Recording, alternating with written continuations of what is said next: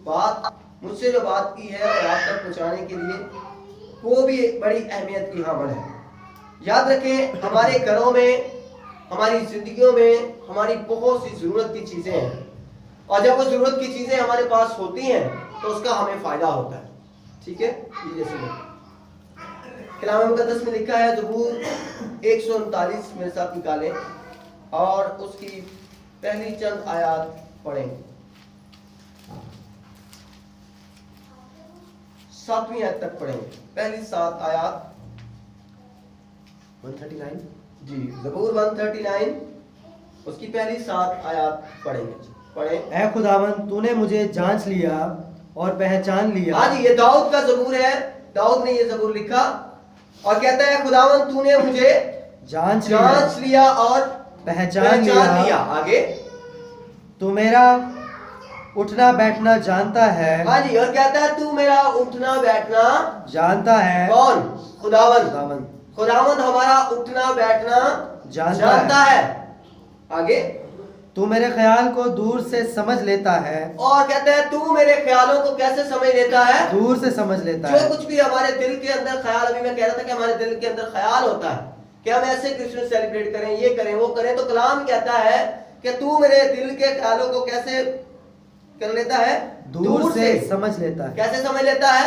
दूर से। अभी वो हमारे दिल में, हमारे ज़हन में भी नहीं आया होता और पहले खुदा समझ लेता है। आगे, तू मेरे रास्ता की और मेरी ख्वाबगाह की छानबीन करता है। छानबीन करता है मेरे रास्ता और मेरे ख्वाबगाह की। आगे, और मेरी सब रविशों से वाकिफ है। हमारी रविशें जैसी भी हो, खुदा का कलाम फरमाता है कि वो हमारी सब रविशों से वाकिफ है। आगे, देख मेरी जुबान पर कोई ऐसी बात नहीं जी जिसे तू ऐ खुदावन पूरे तौर पर ना जानता हो। हाँ, जिसे तू है खुदावंद पूरे तौर पर ना जानता हो। आगे, तूने मुझे आगे पीछे से घेर रखा है। हाँ, वो इकरार करता है इस बात का कि खुदावंद तूने मुझे आगे पीछे से घेर रखा है। जहाँ मर्जी में चला जाऊं, तू वहां पर मौजूद होता है। तूने मुझे आगे पीछे से घेर रखा है। आगे, और तेरा हाथ मुझ पर है। कैसी खूबसूरत बात है, कहता है तेरा हाथ मुझ पर है। आगे, ये इरफान मेरे लिए नहायत अजीब है। ये इरफान मेरे लिए नहायत अजीब है। ये बुलंद है। मैं इस तक पहुंच नहीं सकता। मैं इस तक पहुंच नहीं सकता। मैं तेरी रूह से बचकर कहाँ जाऊं? कहती है खुदा का बंदा दाऊद कहता है, मैं तेरी रूह से बचकर कहाँ जाऊं? सवाल करता है। और या तेरी हजूरी से किधर भागूं? तेरी हजूरी से किधर भागूं? खुदावंद के पाक कलाम के पढ़े और सुने जाने के वसीला से हम सब बरकत पाएं। आमीन। सब कहें आमीन। आमीन। जोरदार कहें आमीन। आमीन। या तेरी हजूरी से किधर भागूं? आज जो मैं आपसे बात करना चाहता हूं वो है खुदा की हजूरी। क्या है? मैंने अभी थोड़ी देर पहले बताया कि अब हमारे घरों में, हमारी जिंदगियों में चीजों की जो जरूरत है वो होती है, और वो चीजें जब हमारे पास होती हैं तो जरूरत के वक्त वो काम आती हैं। लेकिन आज मैं आपका ध्यान जो लगाना चाहता हूं वो है खुदा की हजूरी पर। क्या हमारे घरों में, जिंदगियों में, सोचों में प्रेजेंस ऑफ गॉड यानी खुदा की हजूरी है या नहीं? दाऊद तो कहता है कि मुझे उसने आगे पीछे से घेर रखा है और उसका हाथ भी मुझ पर है।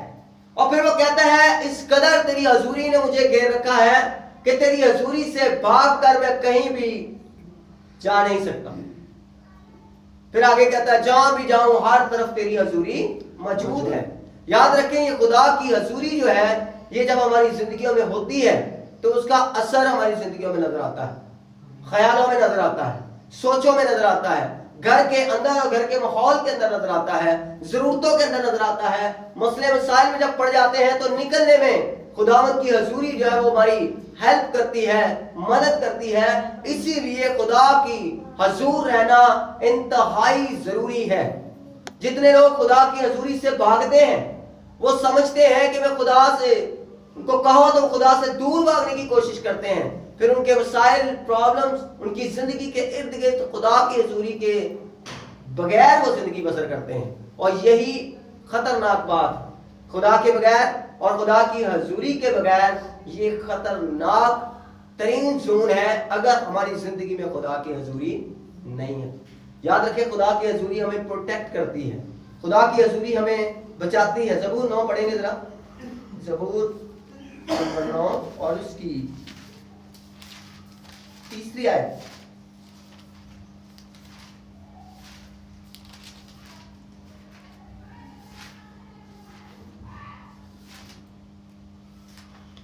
जब मेरे दुश्मन पीछे हटते हैं, जब मेरे दुश्मन पीछे हटते हैं, तो तेरी हजूरी के सबब से, तेरी हजूरी के सबब से, सब कहेंगे हालेलुया। इतनी जरूरी है हजूरी। कहता है जब मेरे दुश्मन पीछे हटते हैं तो उसके पीछे वजह क्या है कि वो क्यों मुझसे पीछे हट जाते हैं। कहता है तेरी हजूरी के सबब से क्या खाते हैं, लग़्ज़श खाते हैं और हलाक हो जाते हैं। यानी अगर खुदा की हजूरी हमारी जिंदगी में है तो फिर हमें दुश्मन की परवाह करने की जरूरत नहीं है। और कलाम कहता है तुम्हारा मुखालिफ अबलीस, खास तौर पर कोई इंसान हमारा दुश्मन नहीं है, असल में अबलीस उस इंसान को इस्तेमाल करता है। कलाम कहता है तुम्हारा मुखालिफ अबलीस। तो यहां पर कहता है कि वो जो दुश्मन है वो हलाक हो जाते हैं। कैसे? हजूरी के सबब से। अगर हमें इस महीने में, अगले साल में अपनी सोचों और ख्यालों में किसी चीज की जरूरत है, वो खुदा की हजूरी है, ताकि हम सेफ रहें, हम प्रोटेक्ट रहें। और अगर खुदा की हजूरी के बगैर हैं तो फिर हम प्रोटेक्शन में नहीं है, फिर हम किसी भी जगह पर कहीं पर भी अबलीस जो है वो हमें नुकसान पहुंचा सकता है। और खुदा की ये ख्वाहिश है कि हम उसकी हजूरी में रहें। याद रखें जब से उसने आदम और हवा को बनाया तो उसने अपनी हजूरी में उनको रखा था, वो खुदा की हजूरी में रहते थे। और याद रखें अबलीस को, शैतान को ये मसला नहीं था कि वो इतने खूबसूरत अच्छे अच्छे फल खाते हैं। अबलीस को इस बात से कोई गर्ज नहीं थी। अबलीस को सिर्फ इस बात का पता था कि ये खुदा की हजूरी में है, किसी न किसी तरह से मैंने इनको यहां से निकालना है। उसका बड़ा मकसद ये था, क्योंकि वो खुदा की हजूरी को जानता भी है और समझता भी, क्योंकि पहले वो भी खुदा की हजूरी में रहता था। ये अबलीस जो है ये पहले कहां था? खुदा के हजूर में था। जो काम आप कर रहे हैं ये कौन करता था? पहले अबलीस ही तो करता था। और कलाम में लिखा है ये बड़ा खूबसूरत था, इसके कपड़े, इसके पर, ये जिस जगह पर रहता, ये जो मुठियों में लोग जो है नग पहनते हैं, हीरे जवाहरात, इनके ऊपर तो ये चलता था। इतनी खूबसूरत इसकी जिंदगी थी। क्यों? क्योंकि खुदा की हजूरी के अंदर था।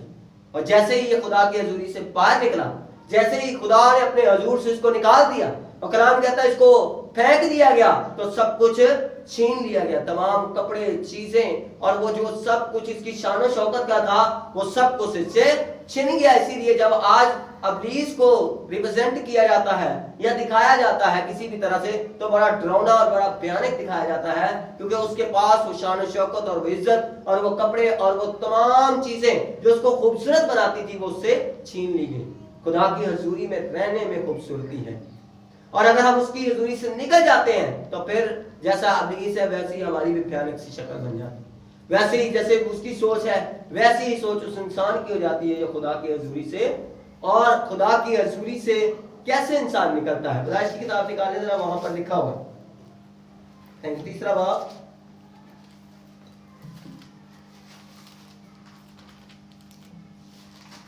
आठवीं आयत।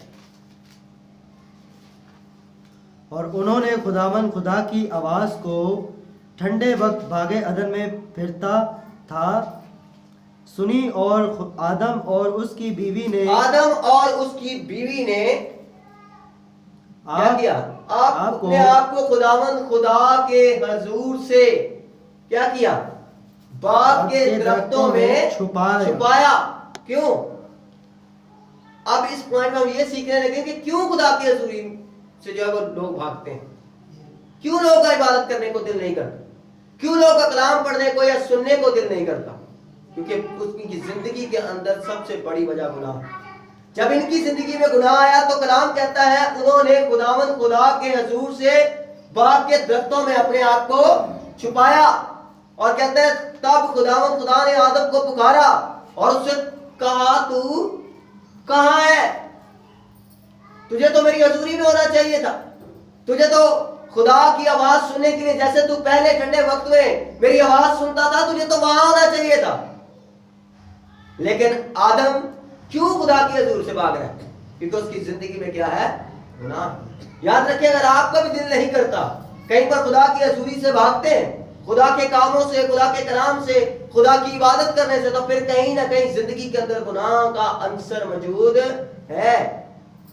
ये निशानी है इस चीज की। उन्होंने भी अपने आप को छुपाया और उसने कहा तू कहां है? उसने कहा मैंने बाग में तेरी आवाज सुनी।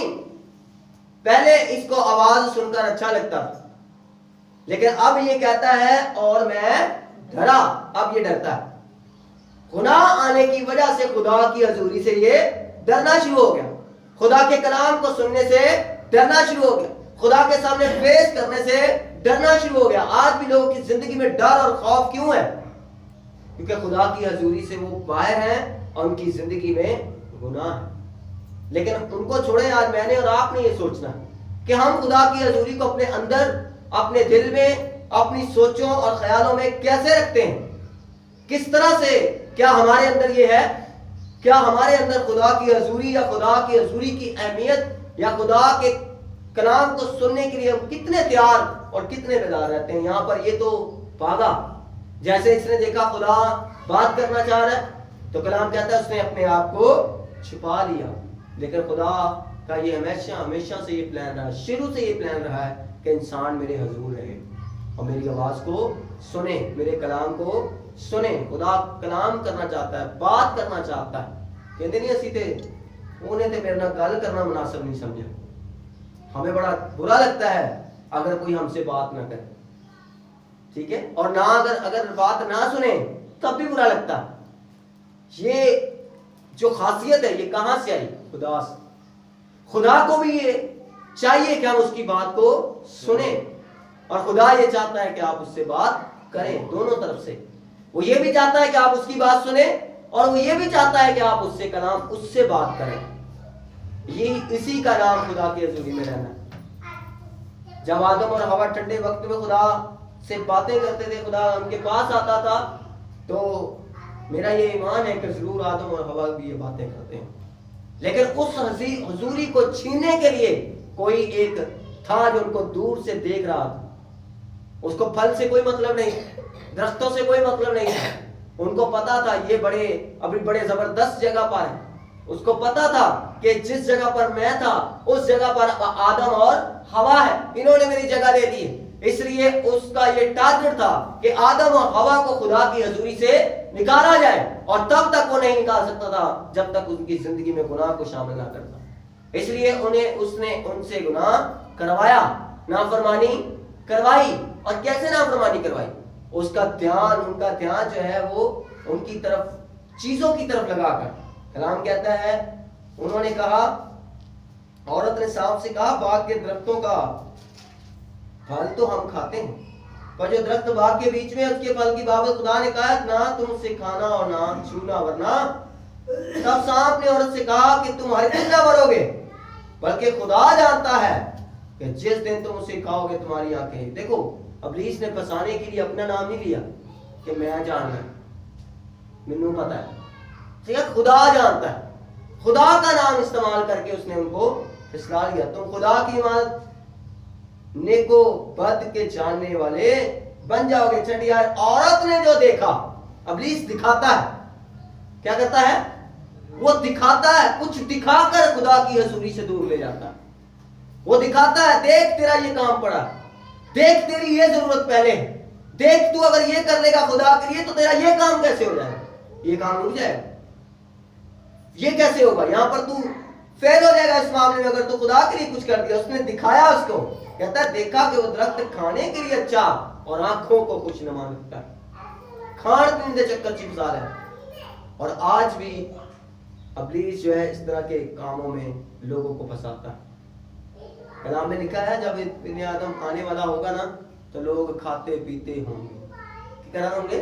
खुदा यीशु मसीह जब आने वाला होगा तो लोग खाने से लगे होंगे, खाते पीते, दरख्त लगाते, ब्याह शादियां करने होंगे, मसरूफ हो गए। जिस तरह नूह के दौर के अंदर लोग मसरूफ, नूह कश्ती बनाने में मसरूफ था और वो लोग ब्याह शादियां करने में मसरूफ थे, वो लोग और कामों में मसरूफ थे। और जैसे जैसे खुदा यीशु मसीह की आमद नजदीक है, आप देख लें खाने पीने, दरख्त लगाने और बहुत कुछ जो है वो इस सारी दौर की निशानियां हैं। कलाम कहता है उन्होंने कहा कि ये कैसा है, आंखों को खुशनुमा मालूम होता, आंखों को इस्तेमाल करता है वो, ताकि खुदा की हजूरी से ये निकल जाए, किसी तरह से खुदा की हजूरी इनकी जिंदगी से निकल जाए और ये उनकी हजूरी से निकल जाए, ताकि कहीं पर भी कैसे भी जो है वो मेरे ऊपर गालिब ना हो पाए।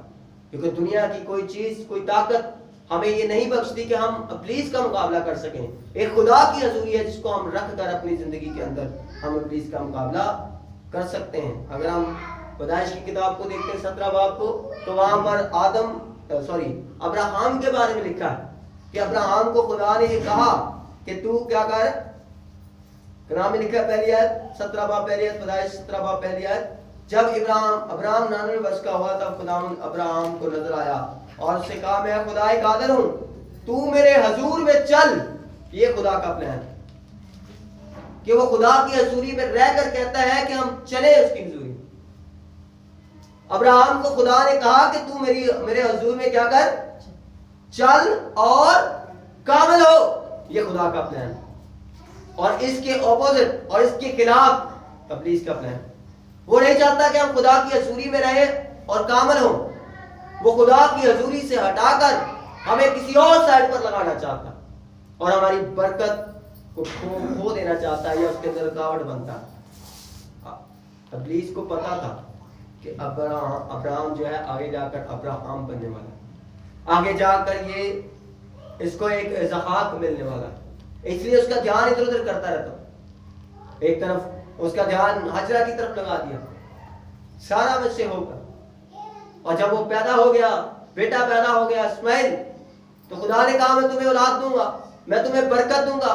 तो उसका ध्यान फिर से इस्माइल की तरफ लग गया। उसने कहा खुदा मुझे दूसरे अल्फाज से इनकार किया, उसने कहा मुझे नहीं चाहिए इज़हाक, मुझे इस्माइल मिल गया बहुत, इस्माइल मुझे मिल गया है, इतना ही बहुत है, और मैं इसके जरिए से जो है वो मैं करूंगा। लेकिन खुदा ने कहा नहीं, ये इस्माइल तुम्हारा प्लान था, मेरा नहीं। मेरा प्लान कुछ और है कि इज़हाक को, हालेलुया, मेरा प्लान ये है कि मैं इज़हाक को देकर तुम्हें बरकत बख्शूं। मेरा प्लान ये है कि मैं तुम्हें बरोमंद करूं। ठीक है, कलाम कहता है जब अब्राहम 99 वर्ष का हुआ तब खुदावंद अब्राहम को नजर आया और उससे कहा मैं खुदाए कादिर हूं, तू मेरे हजूर में चल और कामिल हो। और आगे कहता है मैं अपने और तेरे दरमियान अहद बांधूंगा, तुझे बहुत ज्यादा बढ़ाऊंगा। जब हम खुदा की हजूरी में चलते हैं, खुदा की हजूरी में रहकर कामिल होते हैं, तो कलाम कहता है खुदा का ये वादा है कि वो हमें ज्यादा बढ़ाता है। और तब अब्राहम सरनुगु हो गया और खुदा ने उससे हम कलाम होकर फरमाया। खुदा की हजूरी में जब हम रहते हैं तो खुदा हम कलाम होता है, जैसे आदम और हवा से होता था। और आज आप खुदा की हजूरी में हैं, खुदा आपसे और मुझसे हम कलाम होता। जो बाहर हैं, जो चर्च नहीं आए, जो अपने अपने घरों में हैं, उनके साथ खुदा कलाम नहीं कर रहा। क्या कर रहा है? नहीं, वहां तक तो आवाज नहीं जा रही।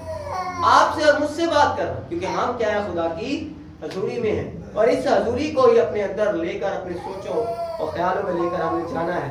कलाम कहता है देख मैं तुझे क्या करूंगा, बहुत ज्यादा बढ़ाऊंगा। तब अब्राहम सरनुगु हो गया और खुदा ने उससे हम कलाम होकर फरमाया कि देख मेरा अहद तेरे साथ है, तू बहुत कौमों का बाप होगा। तेरा नाम फिर अब्राहम नहीं कहलाएगा, बल्कि तेरा नाम अब्राहम होगा। खुदा ने उसका नाम तब्दील कर दिया। लेकिन कैसे?